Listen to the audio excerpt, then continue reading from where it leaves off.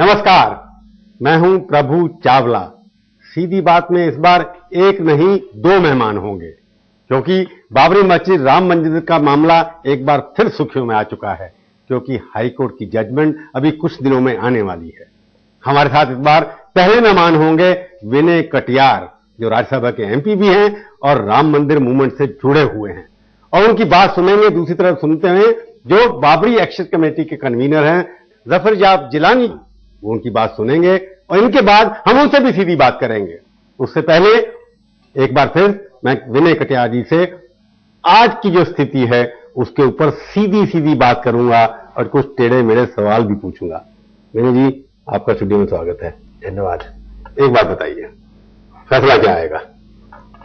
मुझे मालूम नहीं, हमारा फैसला तय है। भगवान राम जहां विराजमान हैं, पहले भी रहे हैं, आज भी हैं, आगे भी रहेंगे। ये तो आस्था का सवाल हो गया। यही विश्वास है, यही आस्था है, यही निर्णय। क्योंकि मामला तो जो है आस्था और अदालत से जुड़ा हुआ है, और आप लोगों ने वहां केस लड़ा, आप लोगों ने अपने सबूत पेश किए, तो आपका मतलब आपका अदालत के अंदर विश्वास नहीं है क्या? मेरी बात साफ है। मेरी ओर से कोई हम लोगों ने अपनी ओर से केस नहीं किया, ना हम अदालत में गए। हम तो सीधे जनता की अदालत में गए हैं, और इसलिए मैं कहना चाहता हूं अदालत एक बहुत सम्मानजनक स्थान है, और इसलिए सरकार को चाहिए कि अदालत को इसमें बीच में फंसाने का काम मत करें। आप श्रद्धा और विश्वास का जो सवाल उठता है उसमें अदालतें निर्णय नहीं देती। पाकिस्तान और भारत के बीच की सीमा का निर्धारण ये अदालत तय नहीं कर सकती। तो वहां तो खून की नदियां बह चुकी थी, उस खून के जब पाकिस्तान भारत बना था उस तरह की स्थिति आप दोबारा रिपीट करना चाहते हैं क्या? नहीं, क्या आप ये विचार करते हो जो कश्मीर के अंदर भी चल रहा है, अभी क्या अदालत को निर्णय देगी? देने में सक्षम हो सकती है? वहां तो अदालत ऐसे निर्णय अदालत के द्वारा नहीं हो सकता। तो श्रद्धा और विश्वास का सवाल है। आप ये कह रहे हैं कि अदालत का फैसला जो भी है उसको मंजूर नहीं है आपको? मेरा साफ कहना है कि बहुत सम्मानजनक स्थिति में अदालत रहती है। हमारे देश की विश्व से सबसे सर्वश्रेष्ठ अदालत मानी जाती है, और इसलिए उसको इस बीच में डालना ये बिल्कुल ठीक नहीं है। तो फिर आपने ये सरकारों को ये कहना चाहिए कि हम अदालत मैंने शुरू से कहा है, अदालत की बात मानने का सवाल नहीं। यहाँ हम ये नहीं कह सकते कि हम अदालत की बात मानेंगे कि नहीं मानेंगे, हम इस विषय का नहीं कह रहे। श्रद्धा और विश्वास के जो स्थान होते हैं उस पर अदालतों को नहीं फंसाना चाहिए। पिछले कुछ सालों से आप चुपचाप रहे, कोई मूवमेंट नहीं। ये आपको सिंगल ने कह दिया कुछ और, अब जजमेंट आने लगी है तो आपने हल्ला मचाना शुरू कर दिया। ऐसा बिल्कुल नहीं है कि अशोक जी ने कुछ कह दिया। हम सब लोग एक साथ लड़ाई लड़े हैं और अंतिम दिन तक लड़ाई लड़ते रहे, और ये कोई पहली बार लड़ाई नहीं है। इसमें 78 बार युद्ध हो चुका है, 4 लाख से अधिक लोग बलिदान हो चुके हैं। प्रभु जी क्या बात करते हो? और बलिदान करने की जरूरत होगी, बलिदान किया जाएगा, चला जाएगा। और आप प्रभु के नाम पर लेते हो, प्रभु का भजन करते चलो, सबसे कल्याण होगा। नाम तो मैंने चुना नहीं था, मेरे बाबा ने नाम चुना था। मैं आपसे ये पूछता हूं, यही 500 साल पुरानी बात जो है, बाबर ने कुछ जो किया या नहीं किया, इतिहास कहता है जो चीज हो गई। भारत एक सेकुलर देश है, उसके अंदर अगर जजमेंट का, अगर डेमोक्रेसी के अंदर जजों के ऊपर विश्वास नहीं करोगे तो आप क्या कर सकते हैं? इस देश के अंदर क्या लाना चाहेंगे यहाँ पर, यानी इस देश को डिवाइड करना चाहते हैं क्या आप? नहीं, आप जबरदस्ती अदालतों पर थोप दें मामला और कहें हमको निर्णय दो, इसका कोई सवाल नहीं हुआ। अगर कोई ये कहे कि जीसस क्राइस्ट मरने के बाद भी 3 दिन के बाद जीवित हो गए, और कोई अदालत को कह दिया जाए कि आप निर्णय दो, अदालत उस पर सवाल खड़ा कर देगी, कहेगी भाई मरने के बाद कोई जीता है क्या? लेकिन ये श्रद्धा और विश्वास का सवाल है। ये श्रद्धा और विश्वास का सवाल है, और ऐसे के विषय में आप कोई कहते ईसा मसीह का ऐसा नहीं हुआ था, आप जो पूरा जो उनका समुदाय है वो नाराज हो जाएगा। कल तो आप ये क्या मानेगा? नहीं, कल मक्का मदीना भी हमारा है, वहां पर भी कोई मंदिर जैसे तो मक्का मदीना की बात कही। अगर मैं आज यही कहता हूं निर्णय करो ना काशी विश्वनाथ मंदिर का, आज खंडहर बिल्कुल खड़ा हुआ दिखाई दे रहा है, हमें निर्णय करें। लोकसभा के अंदर कानून बना दिया गया कि 15 अगस्त 1947 के पहले की जो यथा स्थिति थी वो बरकरार रहे। तो मैं ये चाहता हूं कि फिर उसकी जो स्थिति है, तो वहां पर पहले पूजा अर्चा सब होती थी, उसको क्यों नहीं रखते हो आप? करो, क्या आपत्ति है? सवाल ये है कि तुलसीदास, सवाल ये नहीं है, तुलसीदास की रामायण में भी ये जन्मस्थान का नाम नहीं है। ऐसा है, ये आस्था की वजह से 500 साल की पहले बात करें, 1528 में बाबर आया था इस देश के अंदर जी, तो पहले आप उसका तो स्मरण करो। तो उसका स्मरण ये जो हो गया उस देश के अंदर, किसको क्या पता क्या था वहां पर? तो इसको आप नहीं कह रहे हैं पता। ना, क्यों नहीं इतिहास पता? के हिसाब से जब कोर्ट के पास आपने सबूत दिए, इतिहासकार सारे जो मुझे हैं, आश्चर्य की बात लग रही है कि हमने अपने भगवान राम की जन्मभूमि को खोदते हुए देखा, खोदते हुए आप नहीं देखा। थे, मैं भी नहीं था, आपकी नहीं, वीडियो अभी बनी थी। खोदते हुए देखा, अभी खोदते हुए देखा। कोई अपने ऐसे स्थानों को खोदते हुए देख सकता? ये हिंदू सहिष्णु है, हिंदू उदारवादी है, हिंदू उस पर विश्वास करता, हर चीज पर विश्वास करता। लेकिन ये आश्चर्य हो रहा है इस देश के अंदर, जो विदेशी आक्रांता बाबर आया, आज उसका इस देश के अंदर पक्ष ले रहे लोग।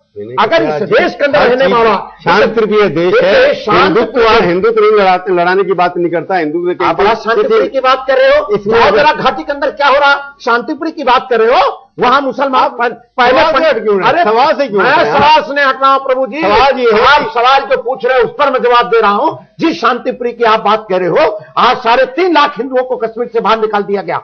आज सिखों को कहा जा रहा है वहां पर है कि धर्म का परिवर्तन कर लो, नहीं तो घाटी खाली करो। कटियार जी, 6 साल आपकी सरकार थी, अटल बिहारी अच्छी ना? वाजपेयी, आपने पंडितों को क्यों नहीं भेजा वहां पर? किसको? अब दम था तो भेजते ना आप। अरे हमारा दम जितना था, जितने दिन का मौका 6 साल रहे आप सरकार के 6 अंदर। साल क्या होगा? आप भी फारूक अब्दुल्ला की वहां पर वही करते रहे, 6 साल आज की सरकार कर रही है। 6 साल में इस 58 साल की गंदगी को आज 6 साल का जो साफ कर दो, उसी में हमने कारगिल का युद्ध लड़ा। जाकर के वही बोले जो आज मनमोहन सिंह बोल रहे हैं, दोनों की भाषा एक ही है। बिल्कुल ऐसी भाषा नहीं, एक ही भाषा। हमने तो एक ही बात कही, भाई सद्भाव के साथ रहो। लेकिन नहीं आप रहना चाहते हो।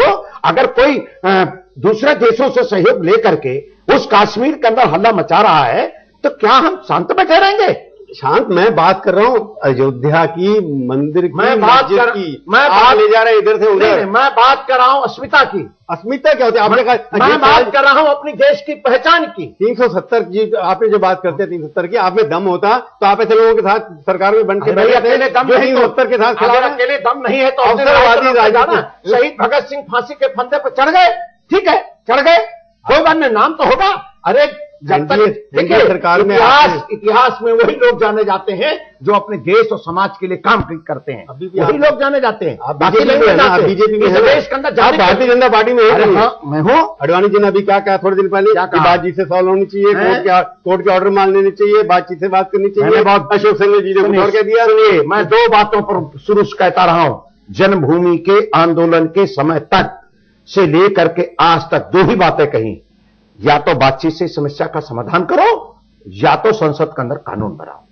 तीसरी बात को इसमें अदालत को कानून बनाने की आपको मेजोरिटी थी, क्यों नहीं बनाई आपने कानून? हमारे पास मेजोरिटी थी नहीं, मेजोरिटी थी आपके पास नहीं थी। आप सरकार में थे कि नहीं? प्रधानमंत्री आपकी पार्टी का था, लेकिन हमारे पास बहुमत नहीं। जब आप विरोध में हमारे पास इस प्रकार का बहुमत नहीं था। आप सत्ता के लड्डू भी खाना चाहते हो और विरोधी रहना चाहते हो।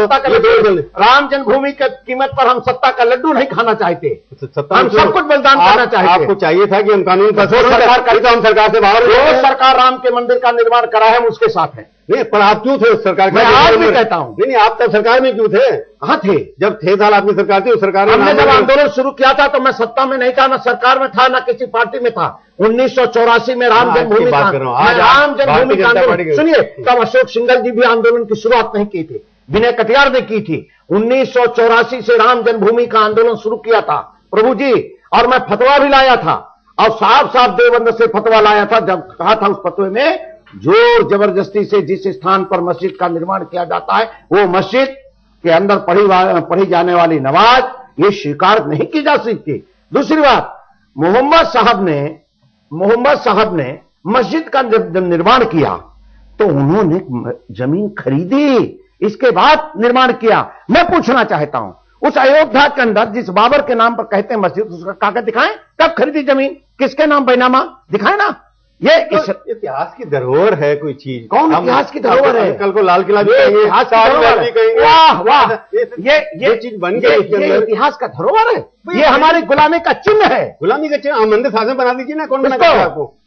आप बना दें, जहां शासन की जगह पे क्यों नहीं बना सकते मंदिर को? साहबानों के निर्णय को देर नहीं लगा, आपने बदल दिया, उसमें कैसे दिक्कत हो गई? क्या हो गया? जिस सरकार चुटकी बजाते बदल दिया, क्योंकि वोट की राजनीति करनी है, उन लोगों का वोट चाहिए, इसलिए सही कर रहे हैं। नहीं, वोट की राजनीति तो आप भी कर रहे हैं ना। वोट की राजनीति जब सरकार में होती है कटियार, बिल्कुल वोट की राजनीति। आप विनय कटियार से बात कर रहे हैं, आप राम जन्मभूमि आंदोलन के नेता से बात कर रहे हैं, और इसीलिए हमारी सरकार रहते हुए भी हमने कई बार संसद के अंदर विषय उठाया।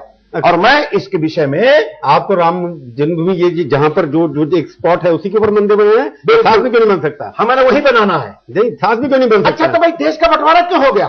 देश में साथ में रह सकते थे।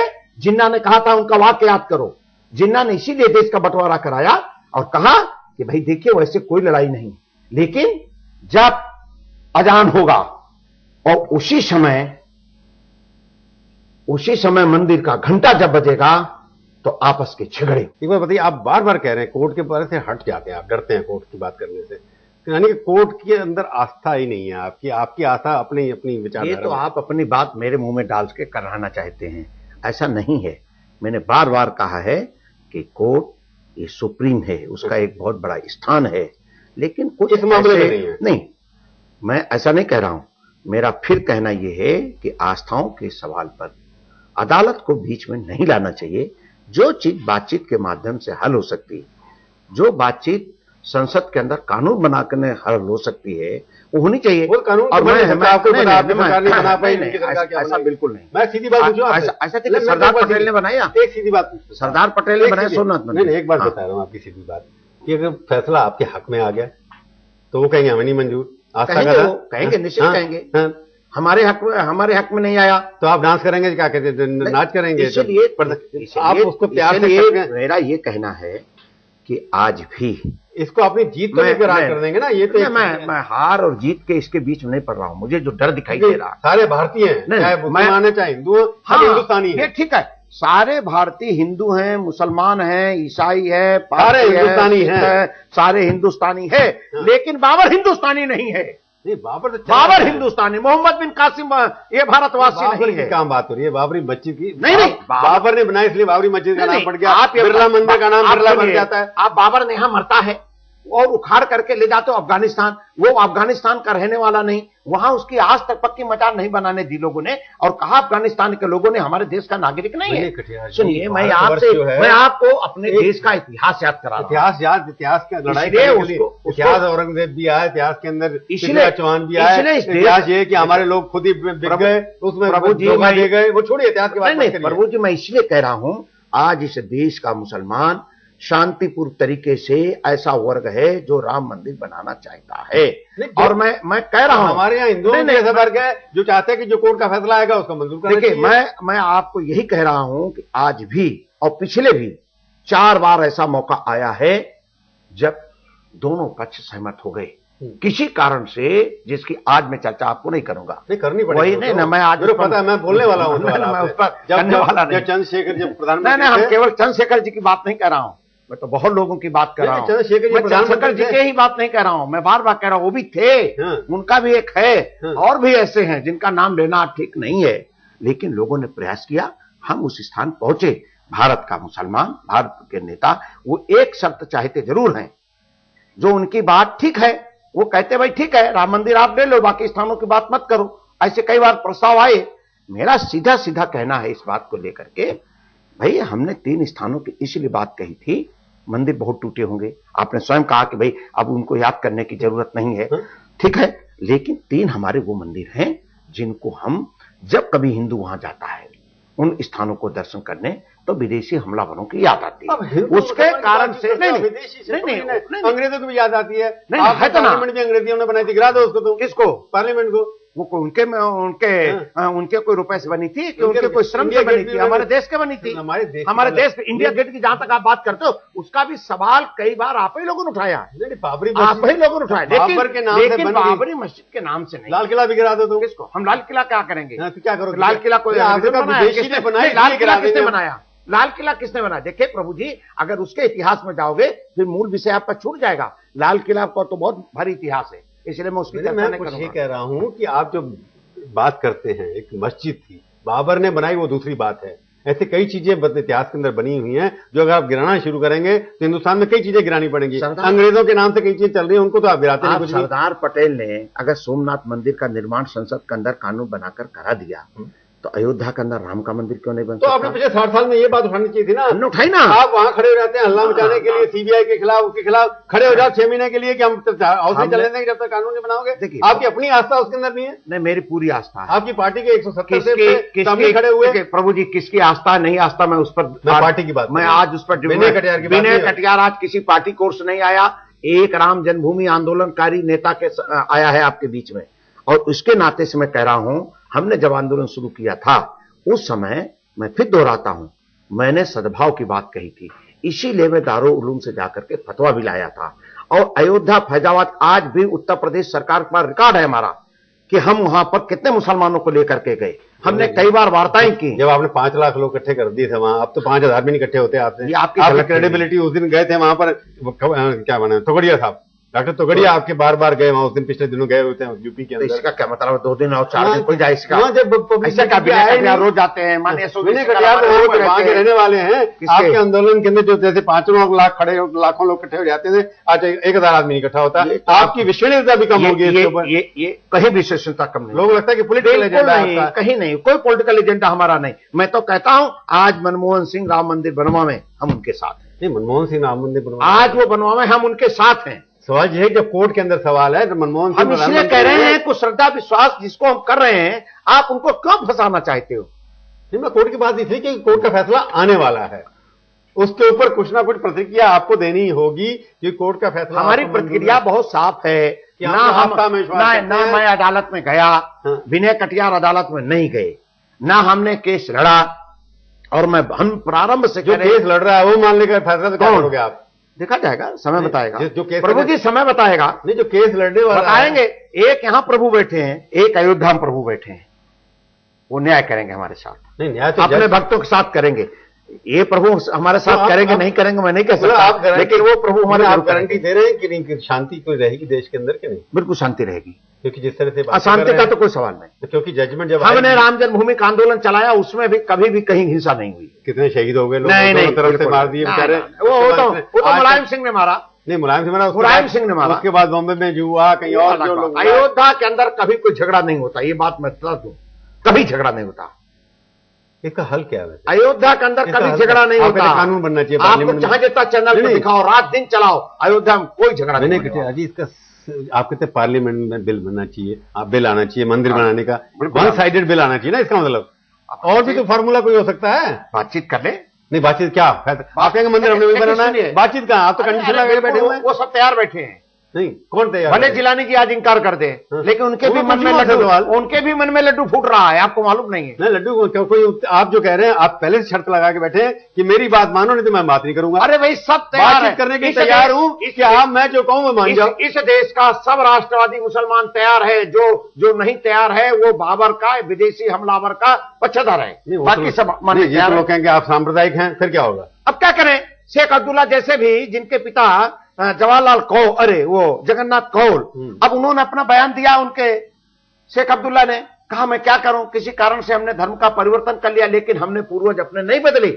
उनका ये बयान है। सुनिए, स्वतंत्रता, मैं उसी की बात कह रहा हूं। आगे मैं कुछ भी अपने धर्म का पालन करूं, आप इसमें कौन डिक्टेट करेंगे? मैं वही कह रहा हूं। उन्होंने कहा कि मैंने अपने पूर्वज नहीं बदले, हमने उपासना पद्धति बदल ली हुई, हमने अपने महापुरुष नहीं बदले, हमने अपने पूर्वज नहीं बदले।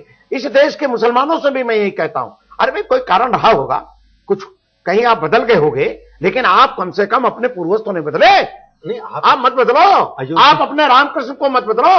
रक्त अगर आप देखोगे, पाओगे, अपना रजिस्टर देखोगे, हमारे आप एक ही जैसा रक्त पाओगे उसमें। इसलिए प्रभु जी आगे मत लड़ाओ, यही प्रभु जी से निवेदन है। नहीं, हम तो नहीं लड़ाते, आप लड़ाने की कोशिश कर रहे हैं। क्यों कर रहे हैं? राजनीति इसके पीछे क्या है? तो आप हमारे को चाहते हैं कि हम अदालत को भूल जाएं और आपकी आस्था को याद रखें। आपने अपनी बात कह दी, अब हम जिलानी साहब जी से बातचीत करेंगे, उनसे पूछेंगे आपने जो कहा उनके ऊपर सहमति है या असहमति है। उनके बाद फिर आपको हम यहाँ कहेंगे कि आइए हमारे साथ फिर बहस कीजिए, दोनों मिलकर के देखते हैं जनता किसके बारे में फैसला करती है। अब हम बात करेंगे बाबरी एक्शन कमेटी के कन्वीनर जफर जाब जिलानी से सीधी बात, और उनकी बात सुनेंगे विनय कटियार, क्योंकि उससे पहले जिलानी साहब उनकी बात सुन रहे थे।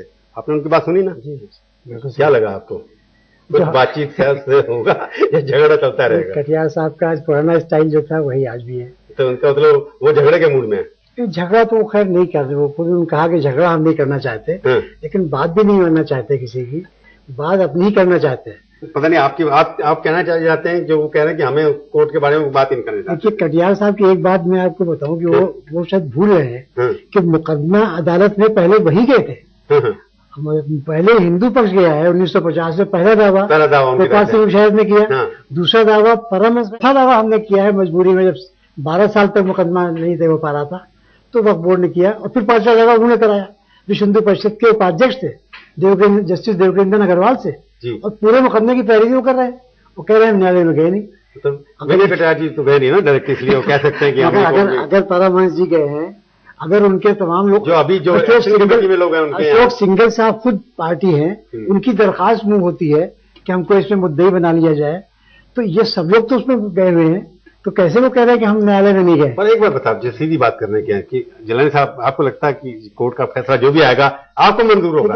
देखिए हमारा तो बिल्कुल क्लियर स्टैंड ये है कि हमने उनसे भी कहा है कि हाई कोर्ट के बाद एक अपील सुप्रीम कोर्ट में होती है। अच्छा, आप सुप्रीम कोर्ट में कोई भी पार्टी, देखिए हम आपको बताएं, हमारा जहां तक सोचना है कि अगर पार्टीज ना भी जाए तो कोई हिंदू या मुसलमान चला जाएगा, सुप्रीम कोर्ट अपील जरूर एंटरटेन करेगा, क्योंकि सुप्रीम कोर्ट का इस मामले में पिछले 15 साल में ये रहा है कि एक्शन बुरे चले गए तो सुप्रीम कोर्ट ने सुना, पूरा मौका दिया, जैसे इस मसले पर भी सुप्रीम कोर्ट मामला जाएगा तो जाहिर दोनों फरीकैन जाएंगे, अपनी बात कहेंगे, क्योंकि वो फैसला आखिरी होगा, सुप्रीम कोर्ट का फैसला। मैं आपसे सवाल जैसे बोले, जो उनका जवाब नहीं था आपसे, क्या सुप्रीम कोर्ट का फैसला होता है हाई कोर्ट का? मतलब आपका कहना हाईएस्ट कोर्ट जो फैसला लेगी आपको मंजूर होगा, बाबरी एक्शन कमेटी का मंजूर होगा? मेरे ख्याल से जहां तक मैं समझता हूं कि हमारे सारे ऑर्गेनाइजेशन मुसलमान हो गए, पर्सनल लॉ बोर्ड हो या एक्शन कमेटी हो या जमीयत उलमा हो या जमात इस्लामी हो या मिल्ली काउंसिल, तकरीबन सब कह चुके हैं कि आखिरी फैसला जो होगा अदालत का वो हमें मंजूर होगा। मतलब आप इस मामले में उनसे विनय कटियार से सहमत नहीं है? उनको तो कोई फैसला मंजूरी नहीं है, वो कोर्ट की जजमेंट की बात ही नहीं कर रहे थे। मैं ये नहीं कहूंगा कि उनको मंजूर है, उन्होंने उसके बारे में कुछ कहते नहीं, वो कुछ कहते नहीं है क्योंकि उनका तो सूट नहीं करता। लेकिन मुझे यकीन ये है कि फैसला उन्हें मंजूर करना पड़ेगा। इस देश की न्यायपालिका इतनी कमजोर नहीं है कि उसका फैसला कोई कहेगा मंजूर करें या ना करें तो उसकी खुशामद नहीं करते। विनय जी, आपने सुना ना जिलानी साहब को, कोर्ट की बात मानने के लिए आप तैयार हैं कि नहीं? जिलानी साहब ने कहा कि हम कोर्ट की जजमेंट मानेंगे, सुप्रीम कोर्ट जरूर जाएंगे, परंतु सुप्रीम का जो भी फैसला होगा वो हमारे सर माथे पर। अदालत जब सर्वोच्च स्थान है तो उसमें मानना ना मानने को कोई बात रहती नहीं है, लेकिन सवाल बात ये उठता है कि श्रद्धा और विश्वासों के संबंध में अदालत को बीच में लाना नहीं चाहिए। मैं जो बात 1949 की बात कर रहा हूं कि एक ही दीवार कॉमन होकर के एक तरफ मस्जिद और एक तरफ मंदिर, उस तरह का प्रपोजल क्योंकि बातचीत के माध्यम से भी हल निकल सकता है, कि आप उसको मानने के लिए तैयार हैं कटियार साहब? 1528 के पहले भी देश के अंदर एकता थी, सद्भाव था, प्यार था, मोहब्बत था, लेकिन 1528 के बाद ये जो स्थिति पैदा हुई है इसको तो भाई समाप्त करो। इस तरह से कह देना कि 1528 में जो स्थिति थी और हम मान लें कि 1528 में वहां कोई मंदिर था, जबकि इस इतिहास में कहीं वहां मंदिर होने या मंदिर तोड़े जाने का कोई सबूत नहीं मिलता है। जिलानी साहब कैसे हो सकता है? जिलानी साहब, डॉक्टर भीमराव अंबेडकर ने, जिन्होंने संविधान को इतनी मेहनत के साथ लिखा, उन्होंने स्वयं लिखा हुआ है कि अयोध्या के अंदर राम के ठाकुर के मंदिर को तोड़ा गया। अब ये डॉक्टर भीमराव अंबेडकर ने कहा है, डॉक्टर भीमराव अम्बेडकर ने और भी स्थानों में इतिहासकार नहीं थे, मैं उनका यहाँ आज उल्लेख नहीं करना चाहता हूँ। डॉक्टर साहब, भीमराव साहब इतिहासकार नहीं थे, वो कह रहे हैं आपको इतिहासकार क्या बताइए आप हिंदुस्तान में जितने बड़े इतिहासकार हुए हैं उनका बताइए, जो किताबें लिखी गई हैं 17वीं शताब्दी में, 16वीं शताब्दी में, उन किताबों को हवाला दीजिए भाई। अवधनामा, हाँ आप ठीक कह रहे हैं, अवधनामा कहता है, अवधनामा 1900 में अवधनामा कहता है इतने सारे प्रमाण हैं। अवधनामा किस सन में लिखी गई, किसने लिखी? अरे किसने लिखी, मैं तो ये आप बताओ। अवधनामा कोई तारीख की किताब नहीं है, अवधनामा कोई तारीख की किताब नहीं है, अफसाने की किताब है। आप तारीख की आपकी बात मानते नहीं, आप डॉक्टर भीमराव अंबेडकर की बात नहीं मानते, जिन्होंने संविधान बनाया। आप केवल इतिहासकार नहीं थे, आप केवल बाबर की बात मानोगे, बाबर की बात काम चलेगा।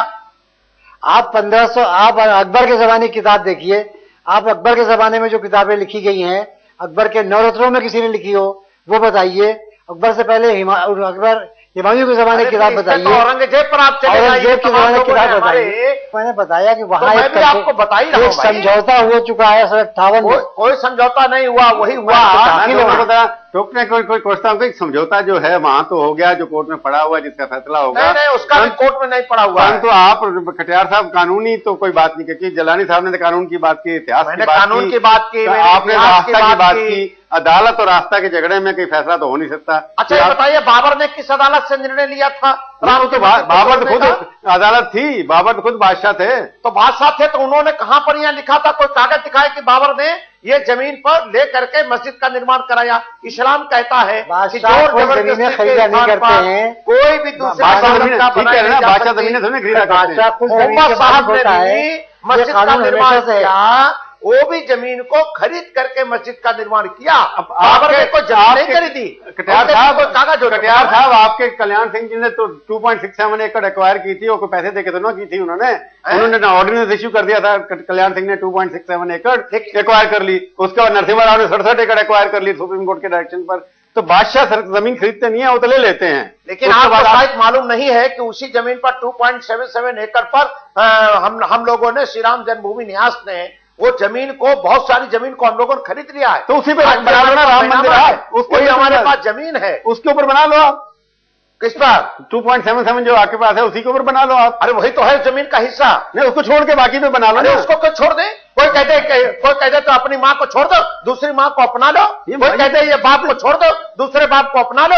ये कैसे चल सकता? हम अपनी वल्दियत को बदल दें, बाबरी मस्जिद भी, हम अपने श्रद्धा को बदल दें, अपनी माँ को बदल दें, अपने पिता को बदल दें, अपने भगवान को बदल दें, अपनी पूजा पद्धति को बदल दें, हम सबको बदल दें। जिलानी साहब इसका जवाब वकालत में है कि नावे में आपको? देखिए, ये तो हम कोई ऐसी बात कह ही नहीं रहे हैं। तो बिलावल कटियार साहब इसमें जिलानी साहब आपसे नहीं कह रहा हूं, मैं तो इनसे कह रहा हूँ। जिलानी साहब वकील है दोनों, मैं तो दोनों की जनता के बीच बैठा हूँ। आप दोनों की बात कोई एक वकालत की तरह बात कर रहे हैं, आप एक श्रद्धालु की तरह बात कर रहे हैं, तो फैसला कहाँ होगा? फैसला न्यायालय से होने दीजिए। चलिए देखते हैं। आप, मैं कोशिश कर रहा था पहले करा दूं किस तरीके से जजमेंट आने पे, आप दोनों नहीं सहमत हो रहे हैं। चलिए अब जनता फैसला करेगी या कोर्ट फैसला करेगी, उसके बाद हम फिर आपसे सीधी बात कभी करेंगे। आप हमारे दोनों स्टूडियो में आए, आपका बहुत बहुत धन्यवाद। धन्यवाद। तो ये थी आज की मुलाकात। सीधी बात का ये कार्यक्रम आपको कैसा लगा? आप अपनी राय हमें ईमेल के जरिए भी भेज सकते हैं। हमारा ईमेल का पता है sb@aajtak.com। अगले हफ्ते आएगी बारी किसी और हस्ती की। इंतजार कीजिए तब तक और देखते रहिए आज तक।